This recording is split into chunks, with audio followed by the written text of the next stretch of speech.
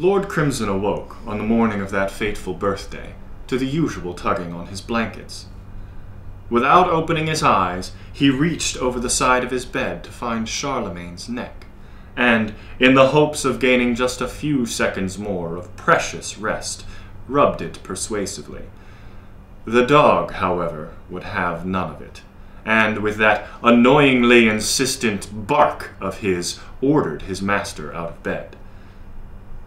In grim defeat, Lord Crimson sat up. "All right, boy, you win." Slowly, he removed himself from his bed.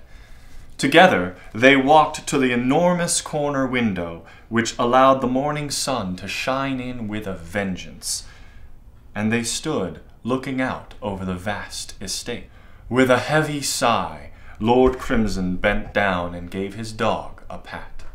"I know that technically you're older than I am, but I feel it more than you do, don't I, boy?" The bloodhound whimpered softly and nuzzled his head against Lord Crimson's gentle hand. "Come on, Charlemagne. Let's take a walk, shall we?" That morning, like every morning, Lord Crimson and Charlemagne made the rounds of the estate. It was just over a mile, start to finish, and while not especially large when measured in terms of the great 18th and 19th century manors, in modern-day England it was enormous. The main house came into view as they walked over the hill toward the end of their hike, and the two friends stopped to catch their breath. His lordship scanned the countryside, and as his eyes came to rest on the manor, he made his thoughts known to his faithful companion. "Time's run out, Charlemagne. I'm afraid they've given up." "The post has come, sir," the head butler said as he opened the door, letting Lord Crimson and Charlemagne into the house. "There's a letter from them." "Thank you, Mr. Portico. I'll be in the living room." The letter fetched and brought to his side, Lord Crimson said, "Do me the favor of reading it aloud. I'm afraid I haven't the energy." "Very good, my lord." And with a 24-karat gold letter opener, Mr. Portico sliced the envelope in two. He removed the contents, shook out the single-page communication, and, holding it at arm's length, read as follows. To the Honorable Charles Albert Crimson III. Dear Lord Crimson, we regret to inform you that we have exhausted our current supply of ideas, and must now insist that you foist your eccentricities off upon one of our other able associates. We will be more than happy to make a recommendation, as it would serve no end of delight for us to witness any of our competitors in a turmoil while attempting, futilely, to satisfy your impossible and outlandish demands.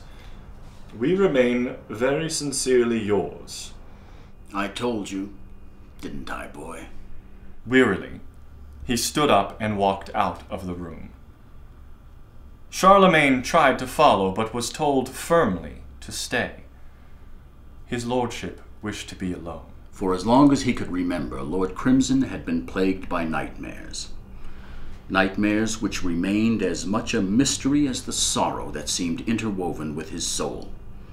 For never could he remember even the slightest detail about them. But the cries he heard coming from his lips, and the torment and anguish he felt upon awakening, these he had no trouble at all remembering. That night, with some trepidation, Lord Crimson lay in his bed. Any added stress always brought with it another unwanted dream, and now, with one more architectural firm having given up the ghost, his distress had become wearisome indeed. The best in London were exhausted. He'd have to look elsewhere. But where? The dream that night was different in one respect, and even as he sat bolt upright, screaming with the tears and perspiration pouring down his face, and his heart attempting to pound its way out of his chest, Lord Crimson realized what it was.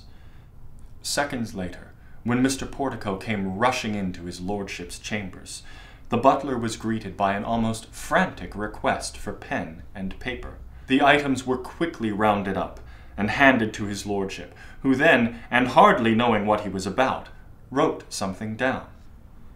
Handing it to Mr. Portico, he said, "Put this on the desk, please. We'll decipher its meaning in the morning."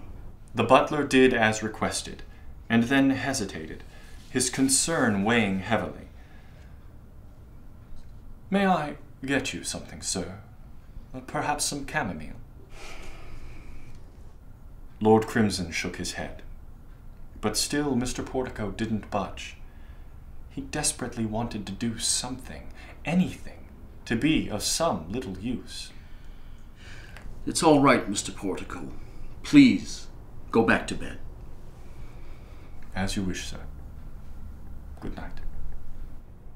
The next morning, and for the first time since he'd made the purchase, Lord Crimson didn't make the rounds of his property.